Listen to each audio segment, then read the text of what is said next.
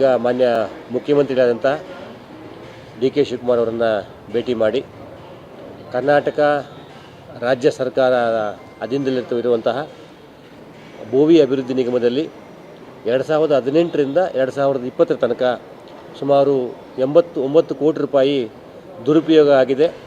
ಭೋವಿ ಅಭಿವೃದ್ಧಿ ನಿಗಮದ ಕೆಲವು ಅಧಿಕಾರಿಗಳು, ಕೆಲವು ಮಧ್ಯವರ್ತಿಗಳು, ಕೆಲವು ಪ್ರತಿಷ್ಠಿತ ವ್ಯಕ್ತಿಗಳು ಸೇರಿಕೊಂಡು ಸುಮಾರು 1400 ಬಡ ಭೋವಿ ಕುಟುಂಬಸ್ಥರಿಗೆ 5 ಲಕ್ಷ 10 ಲಕ್ಷ ಅವರ ಹೆಸರಲ್ಲಿ ಡ್ರಾ ಮಾಡಿ ಕೇವಲ 10,025 ರೂಪಾಯಿ ಅಷ್ಟೇ ಅವರಿಗೆ ಕೊಟ್ಟಿರ್ತಾರೆ. ಇದರಿಂದ 89 ಕೋಟಿ ರೂಪಾಯಿ ಹಣವನ್ನು ದುರುಪಯೋಗ ಮಾಡ್ಕೊಂಡಿರ್ತಾರೆ.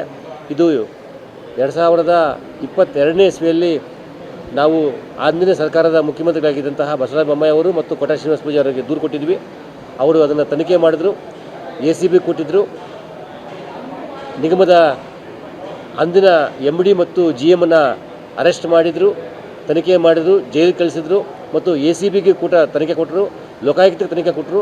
ಆನಂತರ ಸರ್ಕಾರ ಬದಲಾಗಿ ಮಾನ್ಯ ಸಿದ್ದರಾಮಯ್ಯನವರು ಮುಖ್ಯಮಂತ್ರಿ ಆದಾಗ SIT ರಚನೆ ಮಾಡಿದ್ರೆ ತನಿಖೆ ಮಾಡಲಿಕ್ಕೋಸ್ಕರ ಈಗ 3 ವರ್ಷಗಳಿಂದ SIT ತನಿಖೆ ಮಾಡ್ತಾ ಇದೆ.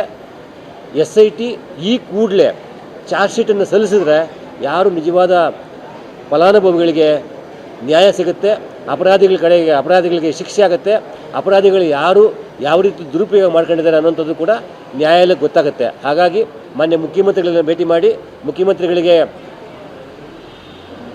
ನಮ್ಮ ಸಂಘಟನೆಯ ರಾಷ್ಟ್ರೀಯ ಕಮಿಟಿ ಕಡೆಯಿಂದ ಈ ಕೂಡಲೇ SIT ಚಾರ್ಜ್ ಶೀಟ್ ಸಲ್ಲಿಸುವಂತೆ ಸಂಬಂಧಪಟ್ಟ ಅಧಿಕಾರಿಗಳಿಗೆ ಸೂಚಿಸುವಂತೆ ಮಾನ್ಯ ಮುಖ್ಯಮಂತ್ರಿಗಳಿಗೆ ನಾವು ಮನವಿ ಮಾಡಿದ್ದೇವೆ.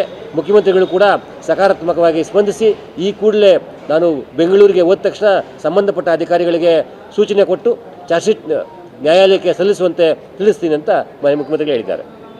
ಈಗ ಮಾನ್ಯ ಮುಖ್ಯಮಂತ್ರಿಗಳಾದಂಥ ಡಿ ಕೆ ಶಿವಕುಮಾರ್ ಅವರನ್ನು ಭೇಟಿ ಮಾಡಿ ಕರ್ನಾಟಕ ರಾಜ್ಯ ಸರ್ಕಾರದ ಅಧೀನದಲ್ಲಿರುವಂತಹ ಭೋವಿ ಅಭಿವೃದ್ಧಿ ನಿಗಮದಲ್ಲಿ 2018ರಿಂದ 2020 ತನಕ ಸುಮಾರು 89 ಕೋಟಿ ರೂಪಾಯಿ ದುರುಪಯೋಗ ಆಗಿದೆ.